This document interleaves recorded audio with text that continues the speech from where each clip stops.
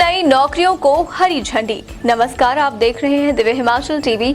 मैं हूं आपके साथ वंशिता शर्मा और हाजिर हूं आप सभी के सामने हिमाचल आज का मुद्दा लेकर। हिमाचल में चुनाव नजदीक आते ही कर्मचारियों की बेचैनी भी निरंतर बढ़ रही है। वर्तमान सरकार का कार्यकाल सिमटते देख मुलाजिम चाह रहे हैं कि उनकी बात सुन ली जाए। सरकार भी जानती है कि ये वक्त कुछ कर दिखाने का है, इसलिए फैसले तुरंत लेने होंगे। इसी कड़ी में मुख्यमंत्री ने सरकारी स्कूलों में प्री प्राइमरी टीचर भर्ती को गति देने के आदेश जारी कर दिए हैं। उधर ओपीएस के मोर्चे पर एक बार राज्य से खुशखबरी सामने आई है। यही नहीं, राइडर पर भी कुछ होने की सुगबुगाहट तेज हो रही है। हजारों टीचर भर्ती होंगे, ओपीएस पर भी खुशखबरी है। जी हाँ, अब देख लेते हैं क्या खुशखबरी है, कैसे है। ओंकार जी, सबसे पहले बात ओपीएस की ही कर लेते हैं। जी। पुरानी पेंशन को लेके देखिए, बात मैं हिमाचल से शुरू करूं उससे पहले एक और बड़ी खबर हिमाचल के एनपीएस कर्मचारियों के लिए, उन कर्मचारियों के लिए जो बड़ी शिद्दत से लड़ाई लड़ रहे हैं ओपीएस के। आज एक बड़ी खबर आई है ओंकार जी, राजस्थान, छत्तीसगढ़ या पंजाब या जैसे महाराष्ट्र में भी एक कोशिश चली हुई है, उसके बाद एक और बड़ी खबर है एक और राज्य से, जहां के मुख्यमंत्री ने खुद कहा है कि कर्मचारियों ने ओपीएस के लिए बहुत लंबी लड़ाई लड़ी है और अब समय आ गया है कि उनकी मांग पूरी कर दी जाए, क्योंकि मैंने भी इसका वादा किया था इलेक्शंस में। बात हो रही है झारखंड की। झारखंड के मुख्यमंत्री हेमंत सोरेन साहब की, उन्होंने ट्वीट किया स्पेशली आज, अगर मैं आपको बताऊं कार जी, ऑफिशियली अपने ऑफिशियल जो उनका ट्विटर हैंडल है वहां से एक फोटो भी शेयर की जिसमें वो कर्मचारियों के साथ नजर आ रहे हैं। कितनी बड़ी बात समझते हैं आप, एक और राज्य का मुख्यमंत्री स्वयं घोषणा कर रहा है कि मैं ओपीएस लागू कर रहा हूं, और कौन सा राज्य है, एक बार फिर से गैर भाजपा शासित राज्य।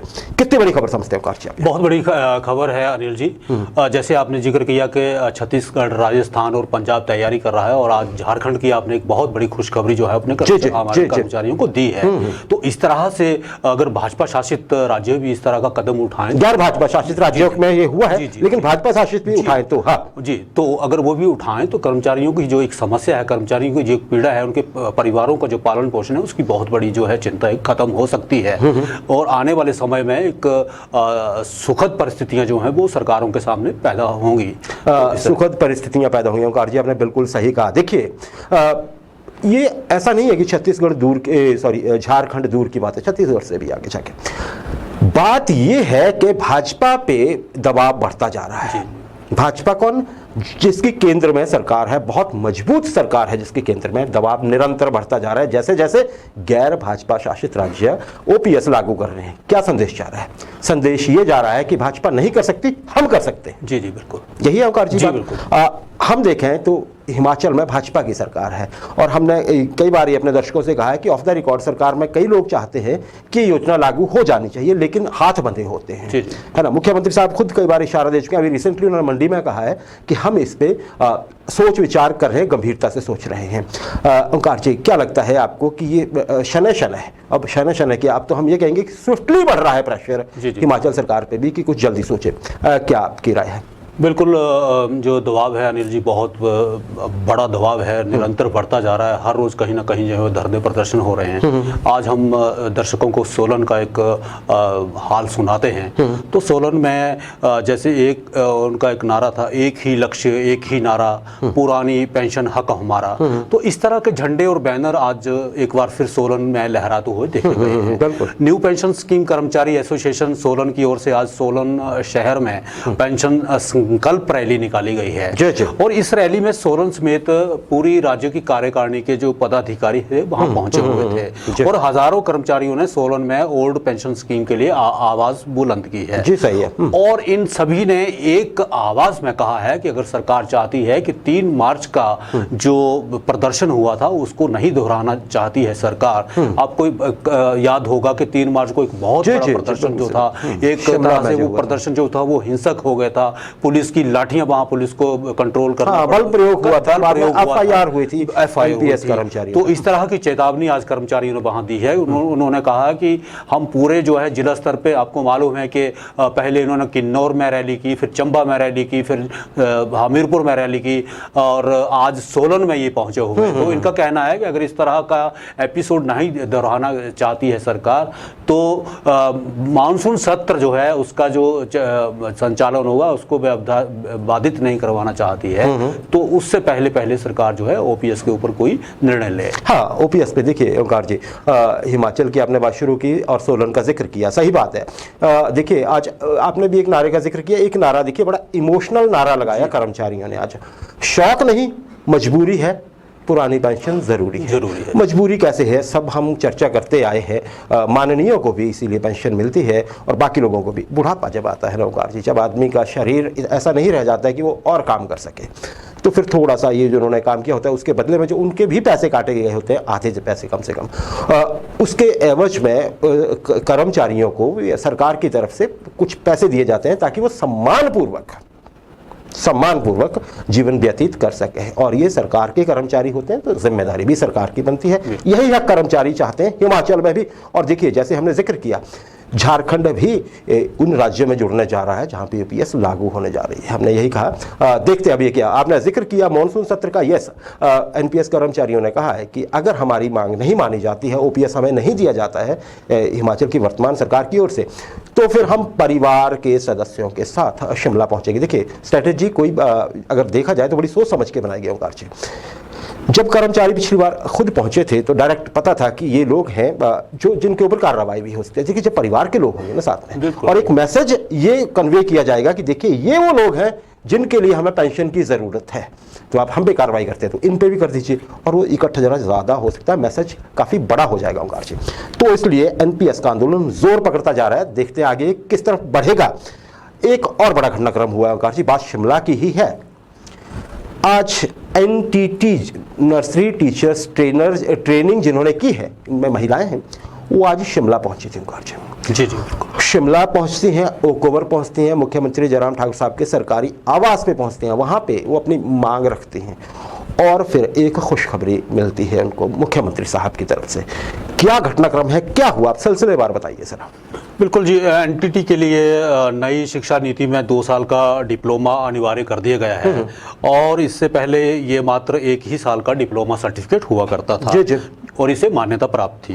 इसे लेकर नर्सरी टीचर्स में रोष है और वो उनका कहना है कि इसके लिए अलग से रिक्रूटमेंट एंड प्रमोशन रूल्स बनाए जाएं और ये इसके अलावा जो है इनको रेगुलर भी किया जाए, क्योंकि ना तो इनके लिए R&P रूल्स बने हैं, ना ही इनको रेगुलर किया जा रहा है। तो इस बात को लेकर उनमें रोष है कि सरकार जो है एक नीति जो है वो सामने लाए और उसको अमली जामा पहनाए। तो इसी बात को लेकर प्रशिक्षित नर्सरी अध्यापिका संघ का एक प्रतिनिधि मंडल आज मुख्यमंत्री जयराम ठाकुर जी से उनके बड़ी संख्या में महिलाएं थी प्रदेश के विभिन्न जगहों से। और जब वो मिली हैं तो CM ने आश्वासन दिया है कि 1 महीने के अंदर अंदर जो है वो NTT की भर्ती कर दी जाएगी और उनकी दूसरी जो मांगे हैं, अगर उन मांगों में दम हुआ तो उनको भी हम जो है वो मानने के लिए तैयार हैं। तो एक बहुत बड़ी आश्वासन, बहुत बड़ी खुशखबरी जो है वो NTT को मुख्यमंत्री जी ने आज दी है। अब देखते हैं कि महीने भर के अंदर जो है इनके लिए क्या फैसला सरकार लेती है। देखिए ओंकार जी, मैं आपकी बात को थोड़ा और तफसील से दर्शकों के सामने रख देता हूं। बात है हिमाचल प्रदेश के स्कूलों में प्री प्राइमरी क्लासेस जो शुरू होनी है उनकी। जी। जो पहली क्लास से पहले के बच्चे थे जो सरकारी स्कूलों में इस बार बहुत ज्यादा एनरोल भी हुए हैं, 50,000 से ज्यादा बच्चे भर्ती हो चुके हैं ओंकार जी। बहुत बड़ी बात है, सरकार का मिशन बहुत ज्यादा सफल रहा है। अब देखिए 4700 ये प्री प्राइमरी टीचर्स भर्ती होनी है, ठीक है ओंकार जी।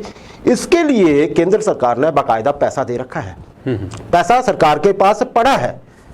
अब नियुक्तियां कहां फंसी हुई हैं? 4700 नियुक्तियां। देखिए ओंकार जी, इसमें सभी महिलाएं होंगी एक तो। देखिए कितनी ज्यादा परिवार जुड़ेंगे और कितने बड़े परिवारों को फायदा होगा, और उन महिलाओं को फायदा होगा जिन्होंने बाकायदा इसके लिए डिप्लोमा ले रखा है और वो इंतजार कर रही हैं। सबसे बड़ी बात है सरकार की, आपने न्यू एजुकेशन पॉलिसी की बात की, उसमें इसका प्रावधान भी है।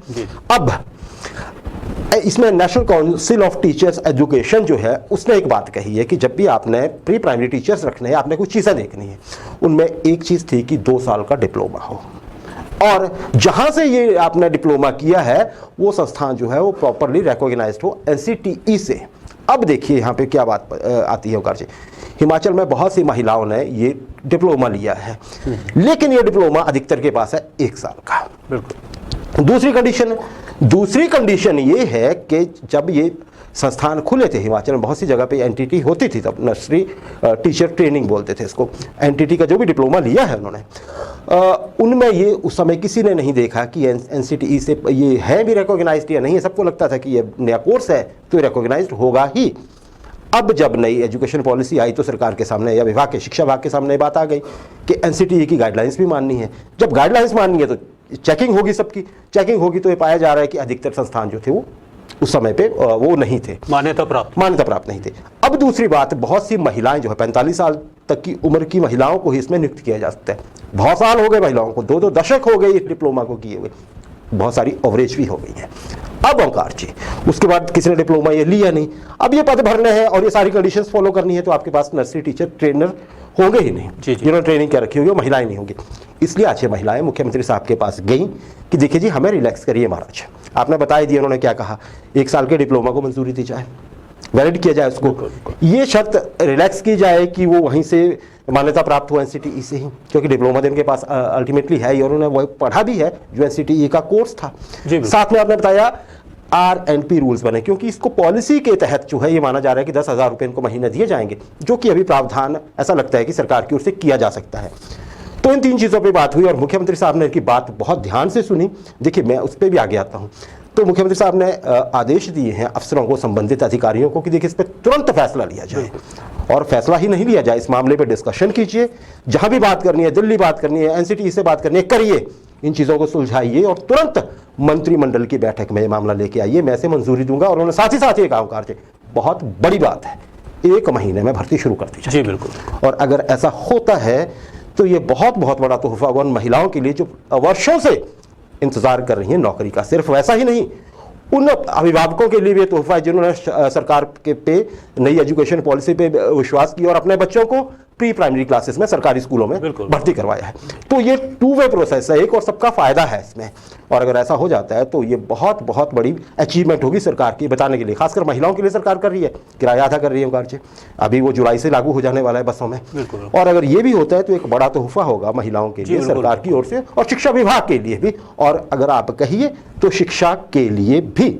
तो उम्मीद है कि जल्दी हो जाएगा। आप सबको बहुत बधाई हो इसमें, क्योंकि मुख्यमंत्री ने खुद इनिशिएटिव लिया है, इसलिए होने के बहुत ज्यादा चांसेस है। जी बिल्कुल अनिल जी, आज जब प्रतिनिधिमंडल मुख्यमंत्री जी से मिला था तो मुख्यमंत्री ने उनके सामने ही शिक्षा सचिव से बात की। जी बिल्कुल की है, फाइनेंस को कहा है। जी बिल्कुल आदेश दिया है कि इस प्रोसेस को जो है वो तुरंत शुरू किया जी। 1 महीने की उन्होंने डेडलाइन की भी बात कही है। जब देखते हैं कितनी जल्दी हो पाता है, लेकिन जिस तरह से इस समय आज मुख्यमंत्री ने जिस तरह से कहा, सबके सामने ये बात हुई, उससे लगता तो है कि मुख्यमंत्री बहुत सीरियस है इस मामले को लेकर। और सबसे बड़ी बात है, फंड आपके पास पड़ा हुआ है, थोड़ी सी टेक्निकल हिचेस वो थोड़ी सी आपको दूर करनी है, शायद हो जाए। सरकार करने पे आती है तो क्या नहीं होता है ओंकार जी। राइडर हर डेट पे बहुत दिनों से मसला फंसा हुआ था। देखिए ओंकार जी, ये 3 अप्रैल की बात है शायद, है ना, शिमला में जब पीटर हॉफ में ये जो राजपत्रित कर्मचारी महासंघ है, इनकी तरफ से जब मुख्यमंत्री का स्वागत हुआ था, वहां पे घोषणा हुई थी कि जी कर्मचारियों को राइडर दिया जाएगा। एक डेट मेंशन की गई ओंकार जी, 3 जनवरी 2022, मतलब ये जो जनवरी अभी गई है, 5 महीने पहले की बात है। इस समय तक जो भी रेगुलर हो गए कर्मचारी हो चुके होंगे, उनको हायर ग्रेड पे दी जाएगी, मतलब 2 साल पूरे होते हैं उनको अगले ग्रेड में जंप कर दिया जाएगा, वो उनको सैलरी मिलेगी। ऑब्वियसली बहुत ज़्यादा फाइनेंशियल फायदा है कर्मचारियों के लिए। उसके थोड़े दिनों बाद एक नोट जाता है फाइनेंस को चीफ मिनिस्टर साहब के ऑफिस से, उसमें जो पहले कहा गया था कि जो पक्के हो चुके हैं, उसकी जगह जो था रेगुलर की बजाय कहा गया अपॉइंटेड। अब अपॉइंटेड की जब बात आती है ओंकार जी, तो अपॉइंटेड का अर्थ है कि वो किसी भी रूप में उस विभाग में कार्यरत हों। आप सर उसमें पक्के कर्मचारी, रेगुलर कर्मचारी मान लीजिए, कॉन्ट्रैक्ट, या फिर आप मान लीजिए डेली बेसिस, ये सभी आएंगे ना जी। जी बिल्कुल कार जी, बहुत दिनों तक इस पे बात चली रही। पहले तो ये लगा कि जल्दी बात होने वाली है, बहुत सी मंत्रिमंडल की बैठकें निकल गई, बात नहीं बनी। अब खबर आई है कि मुख्यमंत्री साहब ने इस पे ये कहा है कि जल्दी फैसला लिया जाए, लेकिन इसमें एक नया एक आप ये कहिए कि थोड़ा सा एक बवाल हो गया है, क्या बवाल है, क्या मामला क्या है ओंकार जी? जी बिल्कुल, राइडर के मामले में अनिल जी, सरकार ने कर्मचारियों को फिर सो है एक आप समझे कि तकनीकी पेंच में उलझा दिया है। 2 साल के राइडर में फंसे कर्मचारियों के बीच अब एक तरह से आप सोचे कि नई तरह का कंफ्यूजन शुरू हो गया है, नई तरह का एक कंपटीशन शुरू हो गया है। एक तरफ तो मुख्यमंत्री ने कर्मचारी महासंघ को कहा है कि वो वित्त सचिव के साथ बैठकर राइडर की फाइल पर चर्चा करें, तो ऐसे निर्देश उन्होंने दिए थे। जल्दी से सुलझाते हुए इस मसले को। और दूसरी तरफ आप देखें कि ये जो है कि 3 जनवरी 2022 तक जो नियुक्त कर्मचारी हैं वो अपने लिए ग्रेड पे की मांग करने लगे हैं।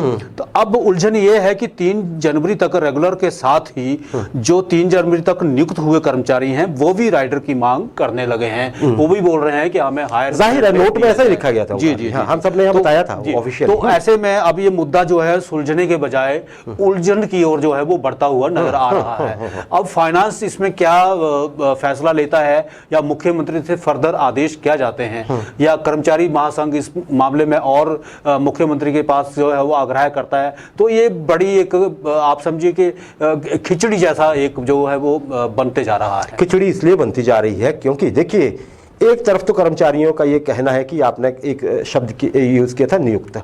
तो जो रेगुलर नहीं थे और नियुक्त थे, उन्होंने कर्मचारी महासंघ से कहा है कि देखिए जी, आप नियुक्त पे जोर दीजिए, ऐसा ना हो कहीं कि हमें ना मिले। ये नौबत क्यों आई? नौबत इसलिए आई क्योंकि ऐसी इनपुट है कि जो डिपार्टमेंट ऑफ फाइनेंस है हिमाचल प्रदेश, वो चाहता है कि या अपने रिसोर्सेज को देखते हुए कि सिर्फ उन्हीं कर्मचारियों को फायदा दिया जाए जो वो जो डेट बताई गई 3 जनवरी तक जो पक्के हो चुके थे। जी जी। इसलिए बाकी कर्मचारियों को लग रहा है कि हम छूट जाएंगे, हमारा हक मारा जाएगा। पूरा प्रेशर आ गया कर्मचारी महासंघ पे कि अब आप हमें रिप्रेजेंट करते हैं सरकार के सामने, हमें दिलवाइए क्योंकि आपने ही कहा था। तो ये बड़ा बवाल है। अब देखते हैं जल्दी से ये चीज़ सुलझ जाती है कि नहीं, क्योंकि अब जब कर्मचारी महासंघ ने जैसे ही बात करनी है फाइनेंस सेक्रेटरी से, जैसे कि मुख्यमंत्री साहब ने कहा है, तो वहाँ पे अब ये हो सकता है कि स्टैंड ऑफ हो जाए। एक तरफा वित्त विभाग ये कहे कि जी हम तो सिर्फ उनको करेंगे जो रेगुलर थे, और कर्मचारी महासंघ को ये कहना पड़े कि नहीं जी सबका कीजिए। फिर क्या होगा? वो आउटकम होगी राइटर की, तब फैसला होगा। ओंकार जी, जिला परिषद कर्मचारी जी, ये वो कर्मचारी जो कि देखिए इसमें कौन कौन से लोग शामिल हैं? इसमें आपके पंचायत सेक्रेटरी हैं ज़्यादातर, जी जी, जेई है जो पंचायतों का काम देखते हैं, पंचायत चौकीदार भी हैं शायद, सारे ही। इन्होंने ओंकार जी कहा है कि अगर आपने हमारे लिए पॉलिसी नहीं बनाई तो फिर हम रखेंगे अपना पेन किनारे, हम काम नहीं करेंगे, हम कुर्सी पे पीछे होकर बैठ जाएंगे, पेन डाउन स्ट्राइक करेंगे। क्यों करेंगे? क्योंकि इन कर्मचारियों को सरकार अपना कर्मचारी ही नहीं मानती है। ये कह रहे हैं कि हमें विभाग में मर्ज किया जाए। दिक्कत कहाँ आ रही है, क्या हुआ था? बिल्कुल, जिला परिषद कर्मचारियों ने सरकार से अनिल जी आग्रह किया था कि इन्हें पंचायती राज विभाग में मर्ज किया जाए। जी सही है, ठीक है। उनका तर्क ये था कि अगर सरकार ग्रामीण विकास विभाग में वाटर शेड प्रोजेक्ट के कर्मचारियों को ग्रामीण विकास विभाग में मर्ज कर सकती है तो उनके मर्जर से क्या दिक्कत है? हाँ, ठीक है। अब जब सरकार ने उनकी बातों को अनसुना कर दिया है तो उन्होंने एक तरह से चेतावनी दे डाली है कि 25 जून से पेन डाउन स्ट्राइक करने जा रहे हैं, क्योंकि सरकार बार बार आग्रह के बाद भी उनकी बात नहीं मान रही है। तो इस तरह के उन्होंने धमकी दी है। देखिए मामला समझिए आप, ये मामला तब उठा था जब सबको 6th पे कमीशन के लाभ देने लगे। इन कर्मचारियों ने कहा हमें भी दीजिए। फाइनेंस डिपार्टमेंट ने कहा अरे आप तो हमारे कर्मचारी नहीं, आपका तो बनता ही नहीं है ये। फिर बवाल मचा। ये किसी को बात क्लियर ही नहीं थी ओंकार जी। हालांकि देखिए ग्रामीण विकास विभाग में, पंचायती राज विभाग में ऐसे कर्मचारी हैं जो यही काम करते हैं, इन्हीं पदों पे हैं, लेकिन वो सरकारी कर्मचारी हैं, बहुत सारे नहीं हैं। यहाँ से बवाल मचता है। फिर सरकार बोलती है ओके हम आपकी बात मानते हैं, आपके काम हम करेंगे। लेकिन उसके बाद भी वीआईपी मूवमेंट शुरू हो गई प्रदेश में, मामला लटक गया, कोई पॉलिसी नहीं बनी, तब ये मामला उठा है। अब देखते हैं क्या होता है। हालांकि इन कर्मचारियों ने 2 विभागों पे या एक विभाग पे और अपने मंत्री साहब पे भी आरोप लगाए हैं कि मंत्री भी नहीं चाहते हैं या हमारा विभाग भी नहीं चाहता है और साथ ही फाइनेंस डिपार्टमेंट भी नहीं चाहता है कि ये वही मामले को उलझा रहे हैं। जाहिर है ये प्रेशर बनाने की बात भी हो सकती है क्योंकि वर्तमान सरकार का कार्यकाल खत्म होने की ओर बढ़ रहा है। जी जी। जल्दी जल्दी अगर कुछ हो गया तो हो गया, नहीं तो फिर महीनों लग सकते हैं। मान लीजिए नई सरकार आती है, मान लीजिए यही सरकार रिपीट हो जाती है, पर प्रोसेस तो लंबा चला गया। तो मामला यहाँ पर आउटसोर्स कर्मचारी, ओंकार जी क्या कहेंगे उनके बारे में? पॉलिसी के लिए महेंद्र सिंह साहब ने बोल तो दिया है कि बन गई है, तैयार है, क्या आ जाएगी मंत्रिमंडल? ये जो मंत्रिमंडल की बैठक होने जा रही है, कैबिनेट मीटिंग होने जा रही है नेक्स्ट, इसमें कितनी उम्मीद है कि ये आ जाएगी? क्योंकि आउटसोर्स कर्मचारी बेचैन तो बहुत है। जी अनिल जी, कोई भी पॉलिसी जब फाइनल होती है तो फाइनल होने से पहले उस पर काफ़ी सारी डिस्कशन होती है, एजेंडा डिस्कस किया जाता है। ठीक है, तो आउटसोर्स के जो सभी मसलों को हल करने के लिए आपको पता होगा कि कैबिनेट की सब कमेटी बनाई गई थी। जी। और जो मंत्री हैं महेंद्र सिंह ठाकुर जो हैं उनको इसका अध्यक्ष बनाया गया था, मगर आज तक आउटसोर्स के मुद्दे पर कोई भी फैसला नहीं लिया गया है। अब ये कर्मचारी भी मैदान में उतरने को इसलिए तैयार हैं क्योंकि इससे पहले भी 2 या 3 बैठकें जो है वो मंत्रिमंडल की हो चुकी हैं। उन मंत्रिमंडल की बैठकों में कोई भी इस तरह का एजेंडा जो है वो सामने नहीं लाया गया है। तो ये आउटसोर्स कर्मचारी एसोसिएशन जो है आज उन्होंने बाकायदा कुल्लू में एक बड़ी प्रेस कॉन्फ्रेंस की है और उन्होंने सरकार को अनिल जी अल्टीमेटम दिया है कि अगर 30 जून से पहले कोई फैसला नहीं लिया जाता है, अगर सरकार 30 जून से पहले कोई मंत्रिमंडल की बैठक करने जा रही है तो उनके लिए नीति बना दी जाए, अन्यथा वे सड़कों पे उतरने के लिए मजबूर होंगे। यहाँ से भी वही बात है ओंकार जी, क्योंकि सबको कम समय दिख रहा है आगे, इसलिए दबाव ज्यादा से ज्यादा बढ़ता जा रहा है। अच्छा, कुछ ऐसी हालत है ओंकार जी एक और वर्ग की कर्मचारियों की, और वो है ग्राम पंचायत वेटरनरी असिस्टेंट। ये वो लोग हैं ओंकार जी जो कि गाँव में लोगों के पशुधन का ख्याल रखते हैं, उनके स्वास्थ्य का ख्याल रखते हैं। जैसे पशुधन पे सरकार का बहुत आजकल जोर भी है ओंकार जी। पीछे 800 साढ़े 800 जितने भी लोग थे उनमें से सरकार ने क्या कहा कि 500 कुछ लोगों को तो हम री-कॉन्ट्रैक्ट देंगे। देखिए सालों से लगे हुए हैं लोग, 500 कुछ को दे देंगे। उसके बाद 300 से 350 कर्मचारी ऐसे ओंकार जी जिनके बारे में कोई बात नहीं कही गई, कोई जिक्र नहीं किया गया। हम इस कार्यक्रम के माध्यम से भी बात उठा चुके हैं और ये कर्मचारी विभिन्न माध्यमों से ये गुहार लगा चुके हैं, मंत्री महोदय से भी जो विभाग के मंत्री हैं, मुख्यमंत्री साहब से भी शायद, और बाकी अन्य मंचों से भी, कि महाराज हमारी पिक्चर तो क्लियर कर दीजिए, हम रहे या जाएं, हमारे बारे में कुछ सोचा है कि नहीं सोचा है, पॉलिसी तो बना दीजिए, बता दीजिए। कुछ अभी तक का कुछ नहीं हुआ है ओंकार जी। देखिए ये कम से कम बताया तो जाना चाहिए कि चैनल ये होगा आपके लिए अगर आपको अभी री-कॉन्ट्रैक्ट नहीं किया गया है। क्या आपकी राय है? बिल्कुल बिल्कुल अनिल जी, ग्रामीण वेटनरी असिस्टेंट जो हैं वो अब वो भी खुद को ठगा हुआ महसूस कर रहे हैं। आपको मालूम होगा कि मुख्यमंत्री ने स्वयं घोषणा की थी कि इनके बारे में कुछ ना कुछ किया जाए। ठीक है, और 15 अप्रैल के दिन भी इनके बारे में सरकार ने कहा था। अब जो कहा था उसके अनुसार कुछ किया नहीं गया है। तो जैसे भी आपने बताया 350 या 300 जो भी कर्मचारी हैं तो ये अपने भविष्य को लेकर बहुत ज्यादा चिंतित हैं और ये चाहते हैं कि सरकार दोबारा जो है इनके अनुबंध के मसले जब 500 कुछ को दिया तो आप सबको एक बार दे दीजिए, है ना, या आप बता दीजिए कि नहीं जी आपका 6 महीने बाद होगा या 1 साल बाद हो जाएगा, टाइम बाउंड हो, इनको पता चल जाए, धैर्य रखेंगे लोग। ओंकार जी, कर्मचारियों पे आज हमारे पास इतना ही कुछ है, आगे कुछ और होगा तो हम शाम के या रात के बुलेटिन में बताएंगे।